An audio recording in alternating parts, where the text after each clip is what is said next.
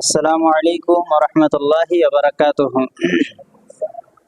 আলহামদুলিল্লাহি ওয়াহদা ওয়াসসালাতু ওয়াসসালামু আলা মান লা নাবিয়্যা বা'দা আম্মা বা'দ। আউযু বিল্লাহি মিনাশ শাইতানির রাজীম। বিসমিল্লাহির রাহমানির রাহিম। ইন্নাস সালাতা তানহা আনিল ফাহশাই ওয়াল মুনকার ওয়া লাযিকরুল্লাহি আকবার। আল্লাহু ইয়া'লামু মা তাসনাউন।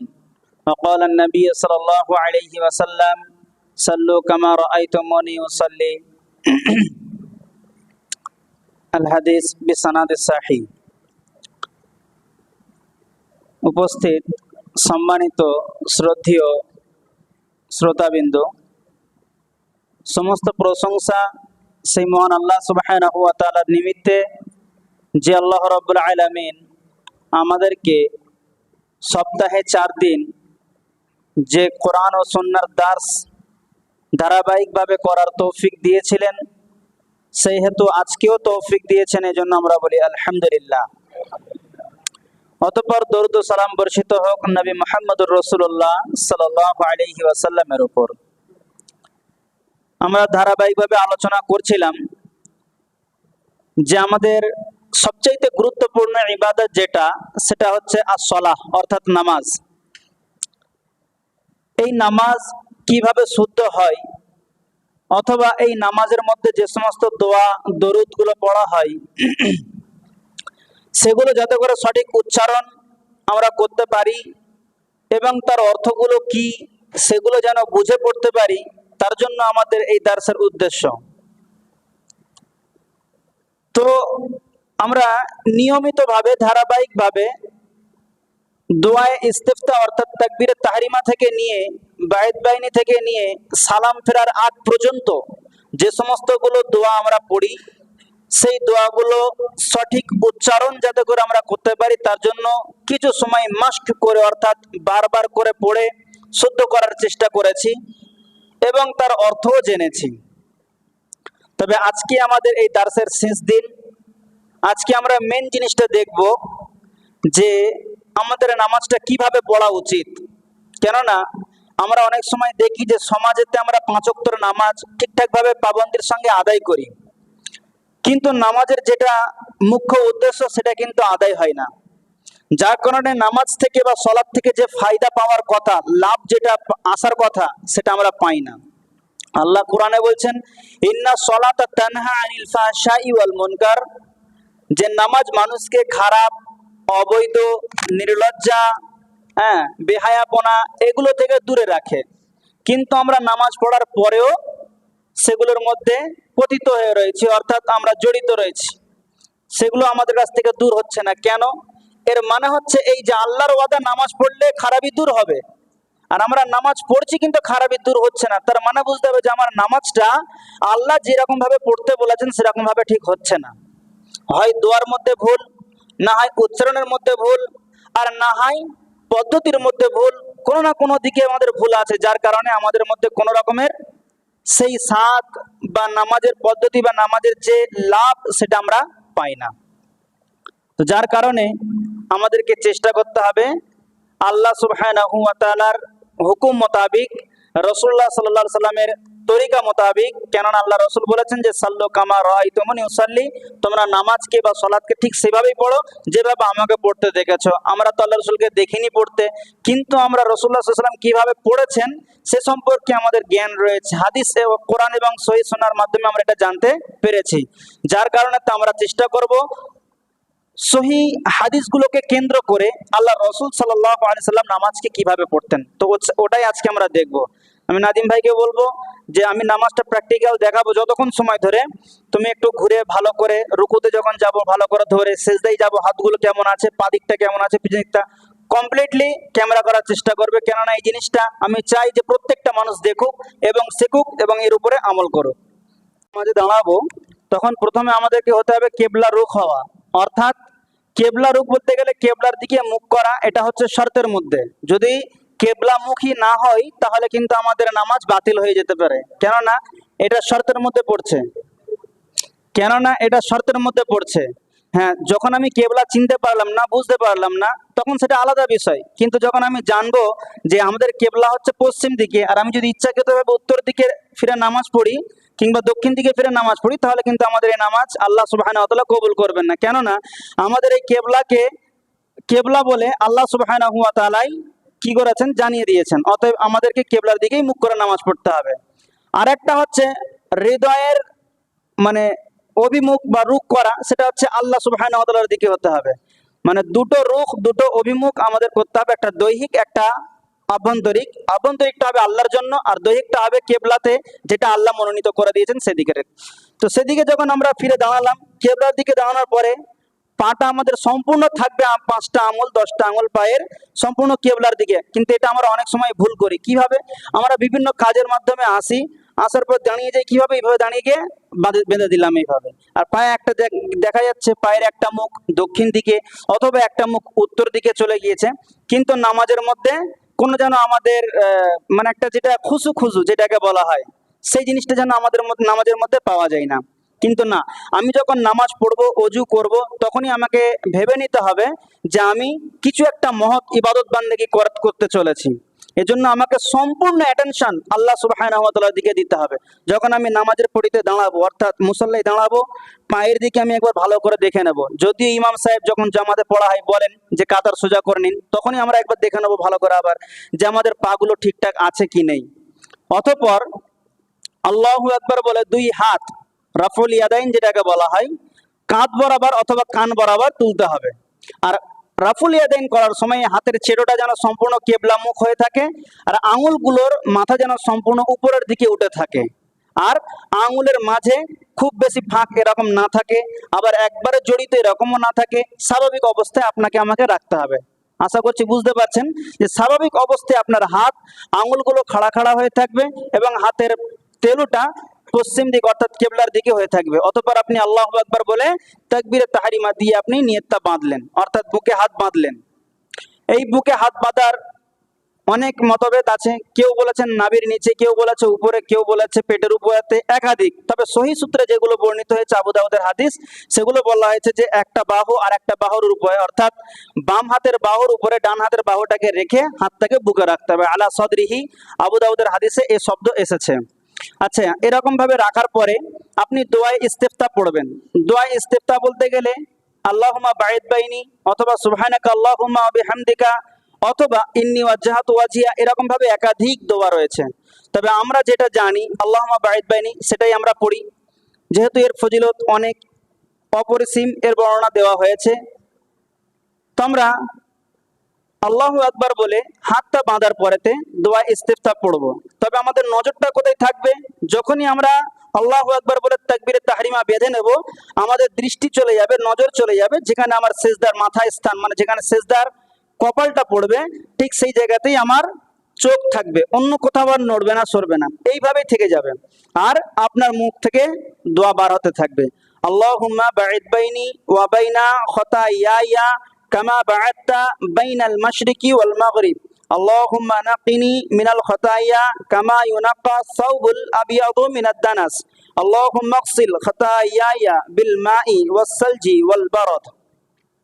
অতঃপর আপনি বলবেন আউযু বিল্লাহি মিনাশ শাইতানির রাজিম বিসমিল্লাহির রহমানির রহিম। আর যদি আরো দুটো দোয়া আছে সেগুলো যদি মুখস্থ থাকে তাহলে সেগুলো পড়বেন। আউযু বিল্লাহি মিনাশ শাইতানির রাজিম মিন হামজিহি ওয়া নাফখিহি ওয়া নাফসিহি। আর একটা হচ্ছে আউযু বিল্লাহিস সামিল আলিম মিনাশ শাইতানির রাজিম মিন হামজিহি ওয়া নাফখিহি ওয়া নাফসিহি। তো এই যে তিনটে বললাম, আর একটা আউযু বিল্লাহি মিনাশ শাইতানির রাজিম, তিনটের মধ্যে যে কোনো একটা পড়লেই হয়ে যাবে। তবে আপনার যেটা বেশি ভালো মুখস্থ আছে সেটাই আপনি পড়বেন। অতঃপর বিসমিল্লাহির রহমানির রহিম বলে সূরা ফাতিহা পড়বেন। আলহামদুলিল্লাহি রাব্বিল আলামিন আর রহমানির রহিম মালিকি ইয়াউমিদ্দিন ইয়্যাকা না'বুদু ওয়া ইয়্যাকা নাস্তাঈন ইহদিনাস সিরাতাল মুস্তাকিম সিরাতাল লাযীনা আন'আমতা আলাইহিম গায়রিল মাগদুবি আলাইহিম ওয়ালাদ-দাল্লিন।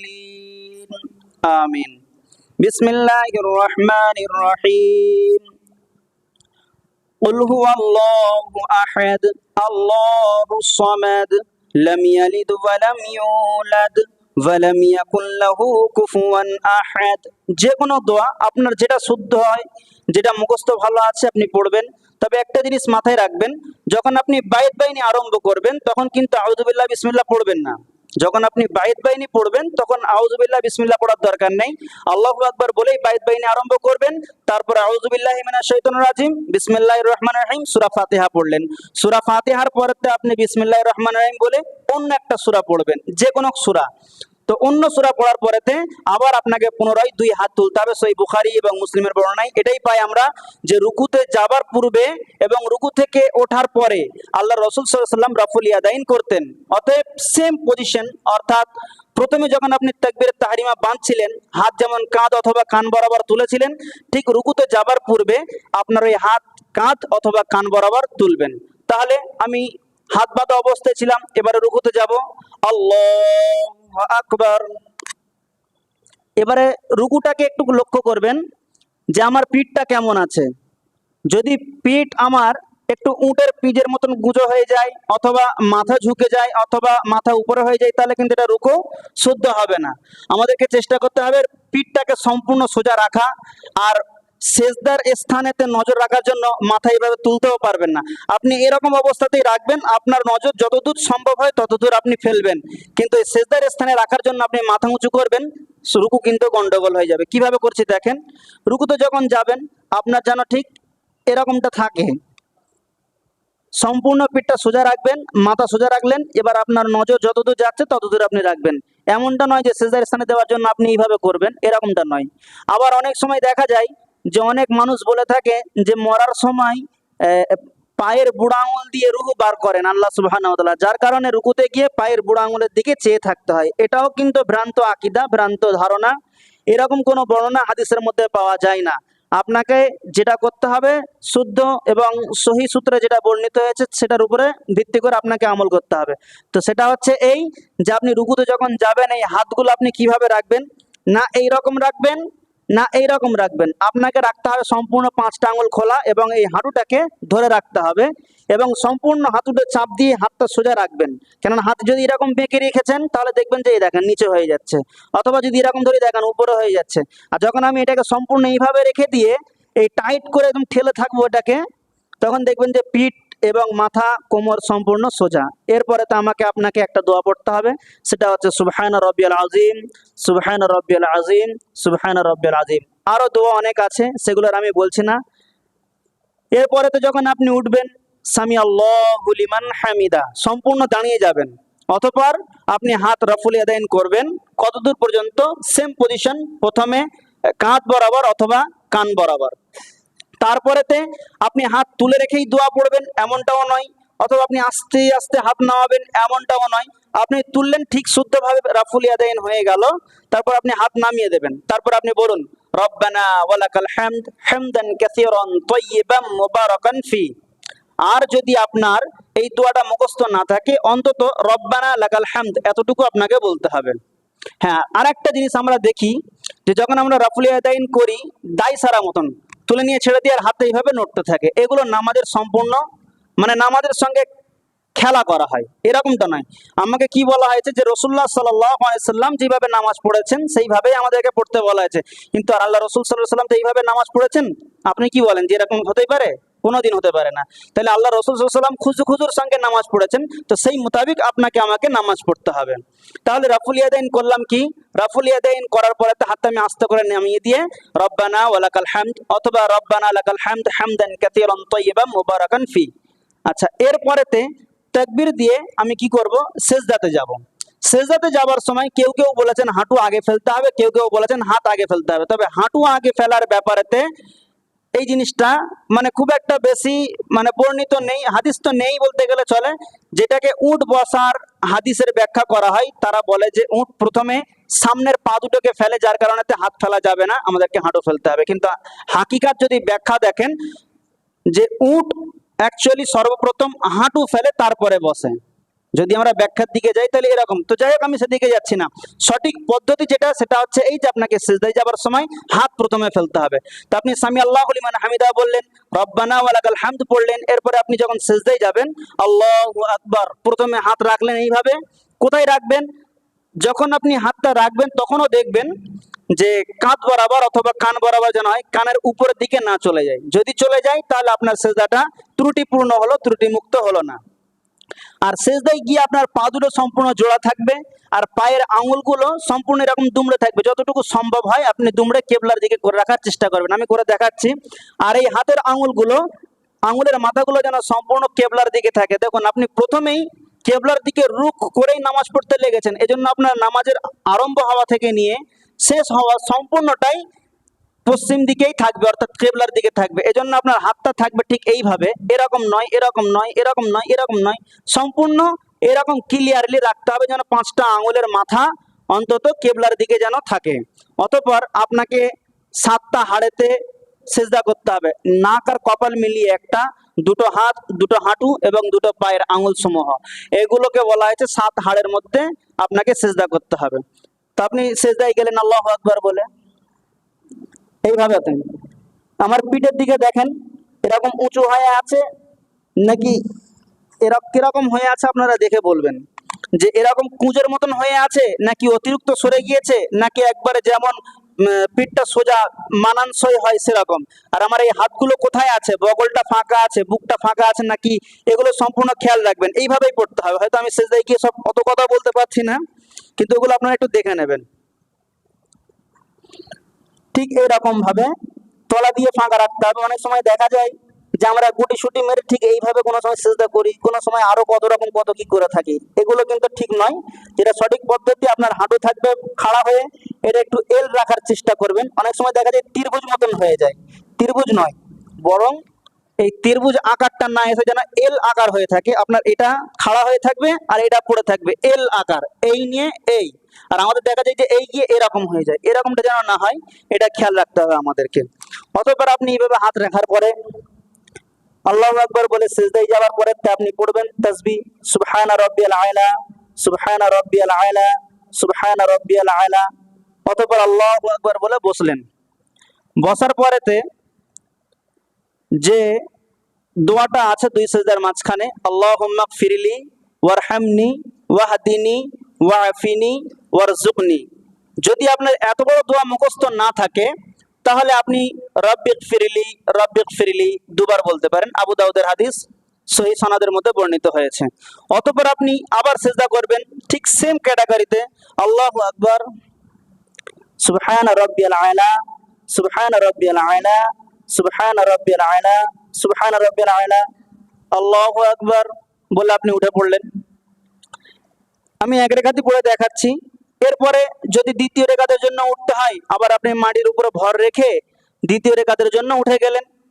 আর নামাজটা যদি 2 রেখাত বিশিষ্ট হয়, অর্থাৎ যেমন সুন্নত নামাজ 2 রেখাত করে বেশিরভাগ হয়ে থাকে, অথবা ফজরের ফরজ নামাজটা 2 রেখাত আছে, তাহলে সেই ক্ষেত্রে সালামের বৈঠক হলেও অধিকাংশ ওলামাদের মতে এইভাবে বসতে হবে, এটাকে তাবাররুক বলা হয়। আপনি পিছন দিকটা দেখাও। পাটাকে আপনি রাখবেন কিভাবে, যে আপনার বাম পাটা নিতম্বের নিচের দিকে রাখতে হবে এবং ডান পাটাকে আপনি খাড়া করে রাখবেন। অনেক সময় আমরা ছোটবেলা থেকে জেনেছি যে সালামের বৈঠক হলে, অর্থাৎ শেষ রেখাত হলে পরে আমাদেরকে পা বাইর করে দিয়ে বসতে হবে। এটা কিন্তু জায়েজ আছে, তবে উত্তম বলা হয়েছে, অধিকাংশ ওলামাদের মতে বলা হয়েছে 2 রেখাত বিশিষ্ট নামাজ যদিও সেটা সালামের বৈঠক হয়, আপনাকে এইভাবে বসতে হবে, এটা হচ্ছে উত্তম। তবে সে যদি পা বাইর করে দেয় তার যে নামাজ হবে না বা নামাজের মধ্যে ভুল হবে এমনটা নয়, তার নামাজ হয়ে যাবে, কিন্তু উত্তম বলা হয়েছে এটা 2 রেখাত বিশিষ্ট নামাজের মধ্যে। আর যদি 4 রেখাত বিশিষ্ট নামাজ হয় তাহলে 2 রেখাতের পরে প্রথম তাশাহুদে এইভাবে আমাকে বসতে হবে, এবং চতুর্থ রেখাতের পরে যখন শেষ তাশাহুদ, দ্বিতীয় তাশাহুদ যেটা হবে সালামের বৈঠক, সেই ক্ষেত্রে কিন্তু আমাকে আর ওইভাবে না বসে এইভাবে বসতে হবে, অর্থাৎ ডান পাটাকে খাড়া রেখে বাম পাটাকে ডান পায়ের তলা দিয়ে ঢুকিয়ে দিতে হবে। এই পদ্ধতিটা তখন কাজে আসবে, যেই নামাজটা হবে 4 রেখাত বিশিষ্ট নামাজ। আচ্ছা চলেন এভাবেই বসে আমি বলি। এরপরে তো আপনাকে এই হাতটাকে রাখতে হবে বাম হাত থেকে, যতক্ষণ তাশাহুদে বসে থাকবেন স্বাভাবিক অবস্থায় আপনি রেখে দিলেন। ডান হাতটাকে আপনি রাখবেন 53 আকারে, বলা হয়েছে দেখুন আরবিতে গোল 5 গোল হয় আর 3 হয়, ঠিক এরকম গিয়ে এরকম হতো। দেখুন আমি যখন এই হাতটা মেলাচ্ছি তখন দেখুন এটা লম্বা হয়ে যাচ্ছে আর এটা 3-এর আকার হয়ে যাচ্ছে আর এটা 5, এই জন্য বলা হয়েছে 53 আকার, ঠিক আছে। অথবা বলা হয়েছে যে এই মধ্যমা আঙুলটাকে বৃদ্ধ আঙুলের পেটে রেখে দিয়ে এইভাবে রাখতে হবে, আর ধীর গতিতে সালামের শেষ হওয়া পর্যন্ত, সালাম ফেরার আগ পর্যন্ত ধীর গতিতে নাড়াতে থাকতে হবে। হালকা হালকা করে নাড়াবেন। এমনটা নয় যে এত বেশি নড়াবেন যে পাশের লোকের দৃষ্টি আকর্ষণ হবে, এমনটাও নয়। আপনি নড়াচ্ছেন, আপনি বুঝতে পারবেন কেন, আপনার তো নজর থাকবে সেই সময় সেজদার স্থান থেকে এই তাশাহুদ আঙুল অর্থাৎ তর্জনী আঙুলের উপরেতে চলে আসবে। তো আপনি ধীর গতিতে নাড়াবেন, আর এই মুহূর্তে আপনার মুখের মধ্যে দোয়া পড়তে থাকবেন কি, আত্তাহিয়াতু লিল্লাহি ওয়াস সালাওয়াতু ওয়াত তাইয়্যিবাতু আসসালামু আলাইকা আইয়ুহান নাবিয়্যু ওয়া রাহমাতুল্লাহি ওয়া বারাকাতুহু আসসালামু আলাইনা ওয়া আলা ইবাদিল্লাহিস সালিহিন আশহাদু আল লা ইলাহা ইল্লাল্লাহু ওয়া আশহাদু আন্না মুহাম্মাদান আবদুহু ওয়া রাসূলুহু اللهم صل على محمد وعلى آل محمد كما صليت على إبراهيم وعلى آل إبراهيم إنك حميد مجيد اللهم بارك على محمد وعلى آل محمد كما باركت على إبراهيم وعلى آل إبراهيم إنك حميد مجيد। এতটা হচ্ছে পড়া মেন তাশাহুদ অর্থাৎ আত্তাহিয়াতু এবং দরুদে ইব্রাহিম পড়াটা হচ্ছে মেন। এই পড়া হয়ে যাওয়ার পরেতে আমরা যে দোয়া মাসুরা জানি, আল্লাহুম্মা ইন্নী যালামতু নাফসি অথবা আল্লাহুম্মা ইন্নী আউযু বিকা মিন আযাবি জাহান্নাম, যদি এই দুটো আপনার মুখস্থ নাও থাকে, অন্যান্য যে সমস্ত ক্ষমা প্রার্থনার জন্য, রুজি রোজগারে বরকত হওয়ার জন্য আরো যত রকমের দোয়া আছে, আপনি সমস্ত রকমের দোয়া পড়তে পারেন যদি এই দুটো দোয়া মুখস্থ না থাকে। আর যদি আপনার এই দুটো দোয়া মুখস্থ থাকে, আপনি এই দুটো দোয়া প্রথমে পড়বেন, অর্থাৎ দোয়ায়ে মাসুরা নামে যে দোয়া আমরা জানি সেই দোয়াটা। এরপরও যদি টাইম থাকে তাহলে আরো যে সমস্ত দোয়াগুলো আছে সেগুলো পড়তে পারেন। তাহলে প্রথমে আপনি এরকম ভাবে রাখার পর আত্তাহিয়াতু পড়লেন, দরুদ ইব্রাহিম পড়লেন, এরপরে কি, আল্লাহুম্মা ইন্নী যালামতু নাফসি ظلما كثيرا ولا يغفر الذنوب إلا أنت فاغفر لي مغفرة من عندك وارحمني إنك أنت الغفور الرحيم اللهم إني أعوذ بك من عذاب جهنم وأعوذ بك من عذاب القبر وأعوذ بك من فتنة المسيح الدجال وأعوذ بك من فتنة المحيا وفتنة الممات اللهم إني أعوذ بك من المعصم ومن المغرام। এই যে দোয়া মাসুরা শেষ হয়ে গেল। এরপরে তো যদি আপনি আরো পড়তে পারেন, রব্বানা আতিনা পড়ুন, আযাবিল বাস রব্বান নাস পড়ুন, রুজি রোজগারে বরকত হওয়ার জন্য পড়ুন, আল্লাহুম্মা গফিরলি যামবি কুল্লাহু দিক্কাহু ওয়া জিল্লাহু, এই দোয়া পড়ুন। যত দোয়া আপনি পড়তে পারেন পড়বেন। অতঃপর আপনি কি পড়বেন, সালাম ফিরবেন, আসসালামু আলাইকুম ওয়া রাহমাতুল্লাহ, প্রথমে ডান দিকে। আর এমনটা নয় এরকম তারপরে আবার পুনরায় মাঝখানে চলে আসবে, আবার ডান দিকে ফিরবেন, এমনটাও নয়। সালাম ফেরার পদ্ধতি আল্লাহ রাসূল সাল্লাল্লাহু আলাইহি ওয়াসাল্লাম থেকে হাদিস এটা প্রমাণিত হয়েছে, প্রথমে ডান দিক তারপরে বাঁ দিক। আর কতটা, আল্লাহ রাসূল সাল্লাল্লাহু আলাইহি ওয়াসাল্লাম যখন সালাম ফিরতেন, ওনার এই চওয়ালের এই সাদা অংশটুকু পিছনের মুসল্লিরা দেখতে পেতেন। তার মানে এমনটা নয় যে অর্ধেকটা ঘোরাতে হবে, সম্পূর্ণ আপনি ঘোরাবেন যতটা সম্ভব হয়। আসসালামু আলাইকুম ওয়া রাহমাতুল্লাহ, আসসালামু আলাইকুম ওয়া রাহমাতুল্লাহ, ডান দিক থেকে সম্পূর্ণ বাম দিকে, মাঝখানে কোনো ব্রেক নয়, এটা মাথায় রাখবেন। দেখবেন অনেক আলেমরা এই ভুলটা করে থাকেন, তো তাদের আমি নিন্দা করছি না, বাস আমি এটা বলতে যাচ্ছি যে যেটা সঠিক সেটা আপনি মানার চেষ্টা করবেন। কোন আলেম কি করলো না করলো সেটা আমাদের দেখার দরকার নেই। আমাদের মেন বক্তব্য হচ্ছে যে আল্লাহ রাসূল কি করেছেন, সাহাবা একরাম কি করেছেন, হাদিসের মধ্যে কি বর্ণিত আছে সেটাই আমরা ফলো করবো ইনশাআল্লাহ। তো ঠিক এইরকম ভাবে আপনি যত রেকাত নামাজ পড়বেন, যদি ঠিক এই পদ্ধতিতে পড়েন, আশা করছি আল্লাহ সুবহানাহু ওয়া তাআলা রাসূল সাল্লাল্লাহু আলাইহি সাল্লামের দেখিয়ে দেওয়া বা বলে যাওয়া হাদিস মোতাবেক আমল করা হবে, এটাই আশা রাখি।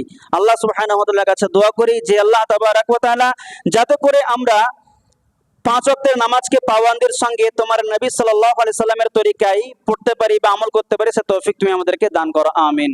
সুবহানাকাল্লাহুম্মা ওয়া বিহামদিকা আশহাদু আল্লা ইলাহা ইল্লা আনতা আস্তাগফিরুকা ওয়া আতুবু ইলাইক।